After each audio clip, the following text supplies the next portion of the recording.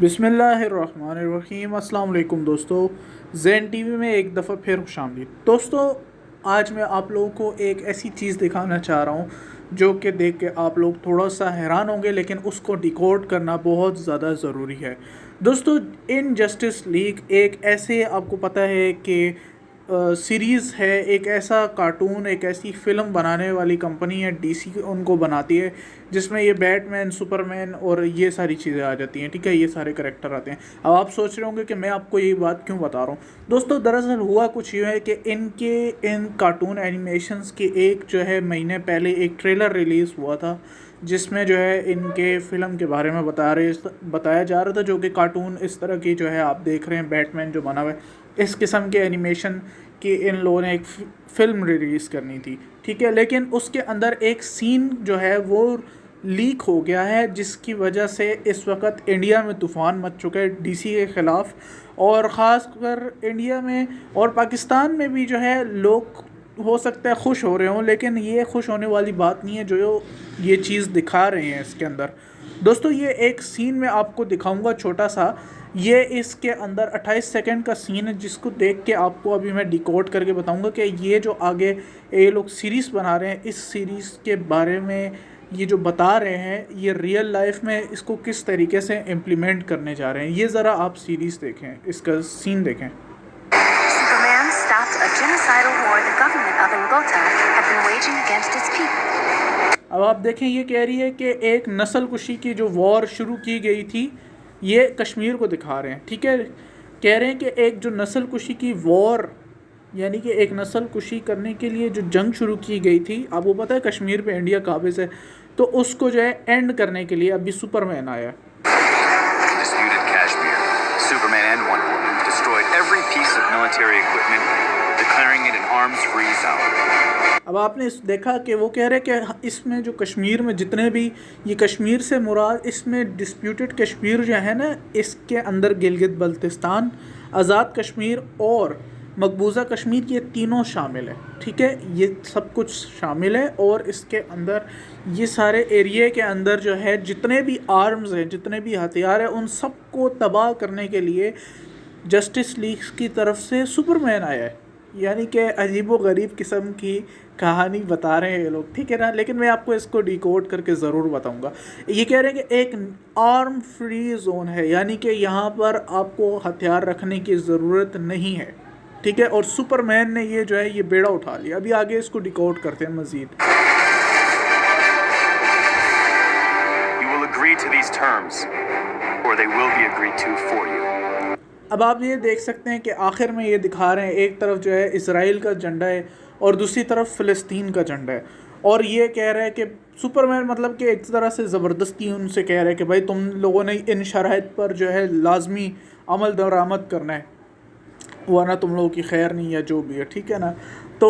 اب میں آپ لوگوں کو ایک بات بتاتا ہوں، آپ لوگ یہ سمجھ لیں کہ یہ جو سپر مین ہے، دراصل یہ سپر مین نہیں ہے، یہ سپر مین کی جگہ یونائٹڈ نیشنز کو آپ تصور کریں 2 منٹ، کہ یہ یونائٹڈ نیشنز ہیں جو کہ کشمیر کے ڈسپیوٹڈ ایریا میں ابھی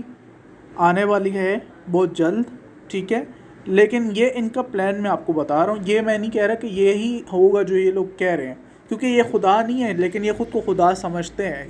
ٹھیک ہے نا۔ یہ جو کافر ہیں نا، جو کافر میں جو یہ ایلومیناٹی وغیرہ، یہ اپنے آپ کو خدا سمجھ بیٹھے ہیں نا، تو یہ اس طرح کی حرکتیں کر رہے ہیں۔ تو دوستو، یہ لوگ، ان کا جو پلان ہے، ان کا پلان ہے کہ کشمیر میں ایک کارگل سے بڑی قسم کی جنگ چھڑی جائے، اور یہ سارا ہو ایک جعلی حملے کے بعد، جیسے کہ پہلے ان لوگوں نے کیا تھا پلوامہ میں ایک حملہ کیا تھا، اس کے بعد 27 فروری کا واقعہ ہوا تھا، آپ سب جانتے ہیں اس بارے میں۔ تو اس قسم کا اس دفعہ جو ہے ایک اٹیک کیا جائے، یا کچھ بھی اس طریقے کا ایک ایونٹ کیا جائے کہ کسی طریقے سے جنگ چھیڑی جا سکے، ٹھیک ہے نا، کشمیر میں جنگ چھیڑی جا سکے، پاکستان اور انڈیا کی ایک جنگ، جس کے بعد جو ہے وہاں پر اتنی تباہی مچا دی جائے، اتنی زیادہ قتل و غارت کروا دی جائے کہ یونائٹڈ نیشن جو ہے نا، تھوڑے ہی ٹائم بعد جو ہے یونائٹڈ نیشن اس کے اندر جو ہے آنے پڑے اور بولے کہ بھائی نہیں، تم دونوں نیوکلیئر پاور ہو، تم دونوں آپس میں نہ ہی لڑو گے آئندہ کے بعد، نہ گلگت بلتستان، نہ آزاد کشمیر، نہ جو مقبوضہ کشمیر ہے وہ تم سب میں سے کسی کا نہیں ہے، اب سے یہ علیحدہ ایک اپنا ہی ایک خود مختار کشمیر ہے، ٹھیک ہے نا. یہ ایک الگ سے ہی کشمیر ایک ملک ہے، اور یہ ایک قسم کی بفر اسٹیٹ بنا دی جائے گی پاکستان اور انڈیا کے درمیان. لیکن دوستو ٹویسٹ کیا ہے کہ یہ آپ سب جانتے ہیں کہ یونائٹڈ نیشنز کو امریکہ کنٹرول کرتا ہے، اور امریکہ کو کنٹرول کرنے والے اسرائیلی ہیں. اور دوستو مزے کی بات یہ ہے کہ آپ کو دکھایا جا رہا ہے کہ اسرائیل اور جو ہے فلسطین کے درمیان میں بھی ڈیل کرائی جا رہی ہے، اور یہ ڈیل کرانے والا جو سپر مین ہے اور یونائٹڈ نیشنز جو ہے یہ زبردستی ڈیل کروا رہی ہے. اب آپ کو پتہ ہے کہ فلسطین میں جو فلسطین ہے اس کو 2 ٹکڑوں میں توڑ کے رکھا ہوا ہے، یعنی کہ ویسٹ بینک اور ساتھ میں غزہ، ٹھیک ہے نا. اب غزہ پر جو حکومت کرنے والے ہیں وہ ہے حماس، وہ مسلح ہیں، اور فتح جو ہے وہ محمود عباس کا اس کا لیڈر ہے، ٹھیک ہے نا. اور محمود عباس لیڈر ہے لیکن وہ ایک پپیٹ ہے، وہ ایک کرپٹ ترین گھٹیا انسان ہے جو کہ جو ہے اس پر فلسطین پر جو ہے فلسطین کے لوگوں کے لیے وہ بالکل ایسے ہی ہے جیسے انڈیا میں مسلمانوں کے لیے اسد الدین اویسی ہے، جو کہ مسلمانوں کا دل سے دشمن ہے، بی جے پی کے دل سے ہمدرد ہے، لیکن منہ سے بس مسلمانوں کا لیڈر ہے. حالانکہ مسلمانوں کا لیڈر اگر ہوتا تو کب کا جو ہے نا کچھ نہ کچھ ہو گیا ہوتا، بھارت کے مسلمانوں کی اتنی بری حالت نہ ہوتی جتنی ابھی ہے، ٹھیک ہے. اور مزید دن بدن خراب تر ہوتی جا رہی ہے، ٹھیک ہے نا. یہ آپ سمجھ لیں کہ وہاں کے اسد الدین اویسی ہے، یہ محمود عباس، ٹھیک ہے، فتح کا جو لیڈر ہے. اب یہ جو فتح کا لیڈر ہے نا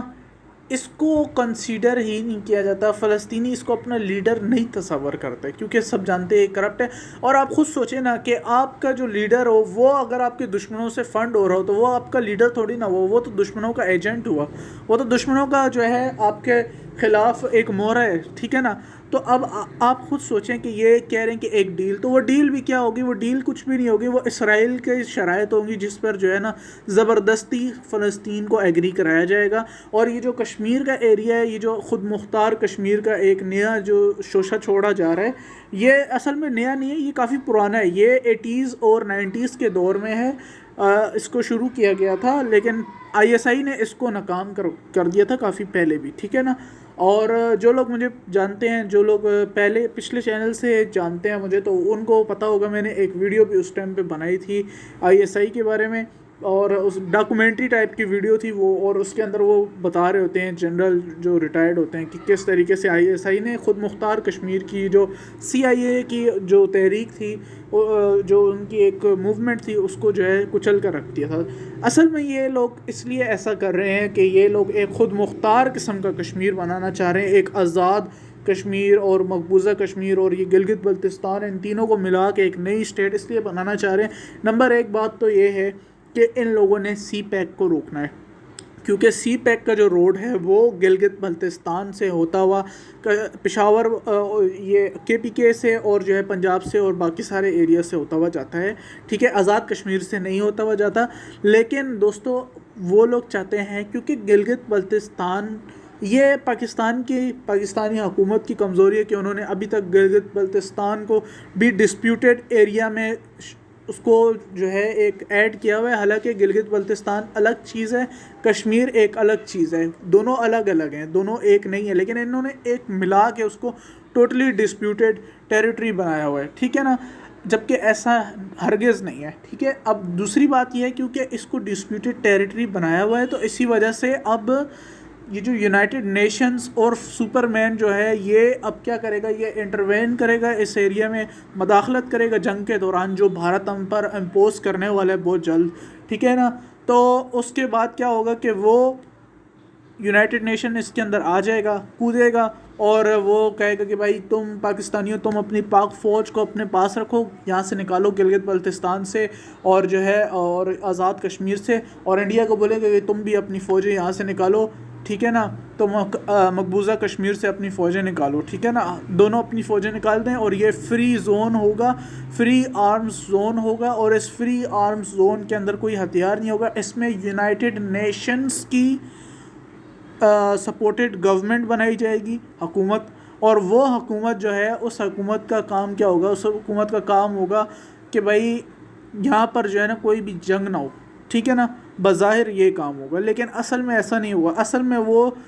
کیا ہوگا؟ اس کے اندر جو کشمیر کی وہ ریاست بنانے کا یہ لوگ سوچ رہے ہیں، ادھر CIA اور موساد امریکی اسٹیبلشمنٹ اور اسرائیلی اسٹیبلشمنٹ دونوں اپنی بیسز بنائیں گی چین کو روکنے کے لیے، چین کا سی پیک کا منصوبہ ختم کرنے کے لیے، جو بیلٹ اینڈ روڈ انیشیٹو ہے ان کا وہ ختم کرنے کے لیے. اور وہ ختم کس طریقے سے کیا جا سکتا ہے کہ گلگت بلتستان پہ کسی طریقے سے قبضہ ہو جائے. دوسری طرف چائنا ہے. چائنا کیا چاہتا ہے؟ چائنا چاہتا ہے کہ یہ جو کشمیر ہے نا یہ کسی طریقے سے انڈیا سے ٹوٹ کے علیحدہ ہو جائے اور اس پر جو ہے نا یہ بے شک علیحدہ اسٹیٹ بنے یا پاکستان اس پہ قبضہ کر لے. مجھے اس سے کوئی سروکار نہیں ہے، میری بس بیس ہو کشمیر پہ. ٹھیک ہے، Kashmir is a nuclear flash point for Asia. ٹھیک ہے نا، ایشیا کے لیے نیوکلیئر فلیش پوائنٹ بن چکا ہے جو کہ بہت خطرناک چیز ہے. دوستو اس سب کے بعد اب میں آپ لوگوں کو ایک بات بتانا چاہتا ہوں. یہ سب ان کی پلاننگ ہے، یہ سب ان لوگوں نے سوچا ہوا ہے کہ ہم اس طریقے سے کریں گے، ایسے آئیں گے، یوں انڈیا ان کے پلان کے مطابق پاکستان پہ حملہ کرے گا اور اس طریقے سے یونائٹڈ نیشنز کی فوجیں آ جائیں گی اور کنٹینمنٹ آف چائنا ہو جائے گی. کیونکہ جو اسٹیٹ آف ملاکا کی طرف سے جو ساؤتھ چائنا سی سے جو ان کا رستہ روکا جا رہا ہے چینیوں کا تجارت کے لیے، جو ان کا ایک روٹ بنا ہوا ہے اس کو روکنے کے لیے یہ لوگ سوچتے ہیں کہ وہاں سے بھی بند کر دیں گے راستہ. جو دوسرا راستہ پاکستان سی پیک کے تھرو دے رہے وہ بھی بند کر دیں گے تو کنٹینمنٹ آف چائنا ہو جائے گی، جس کی وجہ سے چائنا آگے گرو نہیں کر پائے گا. اور چائنا گرو نہیں کر پائے گا تو امریکہ سپر پاور کی کرسی سے گرے گا نہیں، جبکہ گرنا اس نے ہے کیونکہ اسرائیل اپنے لیے نیو سپر پاور کی کرسی کو جو دیکھتا ہے کہ میں نیو سپر پاور بنوں گا. تو دوستو وہ اپنے آپ کو جب سپر پاور کی کرسی پر دیکھتا ہے تو وہ یہ سمجھتا ہے کہ میری جگہ پر چائنا کیونکہ مجھ سے زیادہ طاقتور ہے، میں اس سے لڑ نہیں سکتا، تو میں کیونکہ اس سے لڑ نہیں سکتا تو رشیا، چائنا اور امریکہ کو آپس میں لڑوائیں. اور کیونکہ بدقسمتی سے اسرائیل کے لیے ایک نیا نیوکلیئر ہتھیار رکھنے والا اسلامک ملک سب سے بڑا اولین دشمن پاکستان بن چکا ہے، تو پاکستان کو کاؤنٹر کرنے کے لیے انڈیا موجود ہے.